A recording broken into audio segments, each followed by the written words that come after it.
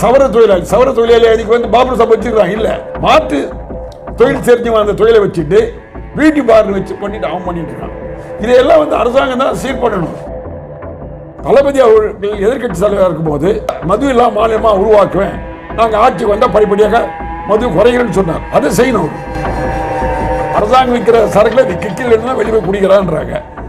நான் சொல்றேன், ஒரு மனிதன் கிக்கிற்காக வாழணும், ஒரு மனிதன் குடிக்காக வாழணும், குடும்பத்துக்காக வாழணும். பேரறிஞர் அண்ணா இருக்க வரைக்கும் இல்லையே, பாண்டிச்சேரியில் இருந்து சொல்றாங்க, ஆந்திராவில் இருந்து எனக்கு சுத்தி விடு சார், நீ ஒழுக்கமா இரு, தமிழ்நாட்டை நீ ஒழுக்கமா வச்சுட்டாக்க போதும்.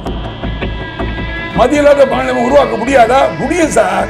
ஆட்சியில கையில் வச்சுக்கிறதுனால தான் முடியும். வேற நான் நீலாம் வாயில சொல்லிடலாம். அது இருந்தாங்க பேரறிஞர் அண்ணா ஒருத்தர் திறந்து வச்சிருப்பாரு.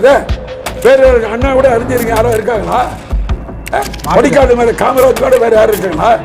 அவர் ஆரம்பிச்சு வச்சது இலவச கல்வி திட்டம். ஆனா